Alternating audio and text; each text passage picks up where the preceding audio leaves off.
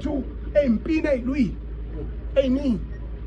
kuyenzeka na umfowethu aphimbe emlonyeni njengoba nami kwenzeka ngiphimbe singabantu ngakho ke bafowethu amaphutha amahle yenziwa umuntu ngoba ohleli awumbaleli iphutha umenze lutho kodwa uyisidikile singenamsebenzi into ebalekile njengamanje umfowethu simbona ukugijima kwakhe futhi ngasi kahle mina ngoba ngisondele kuye futhi ukuthi cha ihasha likho iyaphoqa nje idelela ke injalo ke iyeyisa ithi ubona nina nje imkhalelo petrol ubona ngikwazi ukuthenga isipho ngoba mina ngilayo imoto ekhoma uthi nina nje njengoba ningena emagaraji nje nebuka nje niyakhala ngopetrol yabona emveni kwalokho ubengazi ukuthi ukhonga inhlanhla kuzobehlela sekumehlele ke ngani zakwethu esililweni asikhalileyo kungesona isililo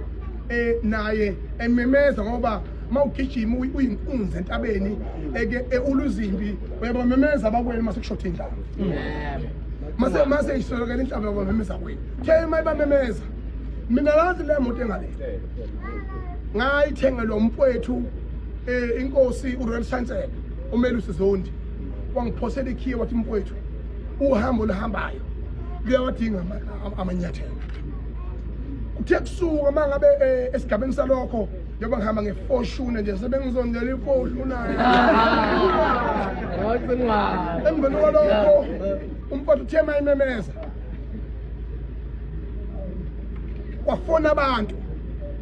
abangaphansi kwenkosi ngoba ngangayisho lento kwesisikhathi ukuthi ngiqala mina ukubona insizwa esencane njengomfowethu uMelusi uZondi okwazi abantu abaphumelele empilweni bafuna ukukhothanyela bafuna ukuthandazwa njengosopolitiki abasiza umuntu abalekelele umuntu kodwa namhlanje ngibone mina umfowethu ngokwe business federation yakhe iBPF akwazi ukukhanda amamiliyoni ezangamphezulu ka100 amanye nemali angenayo kwayena ngiyayizoba kwethu uma ke ubaba ekhaya noma uhulumeni wenza into enjengaleyo manje ke kwaqhamuka osomabhizinisi abangaphansi kwefederation abangayitshela futhi ngishiposi bafona kimi nomfowethu bamthinta kodwa basebengasho ukuthi bazokwenza kanjani ngibona sengifonelwa mina sithiwa amacingwane asifuni ukuvela kodwa ufuna wazi ukuthi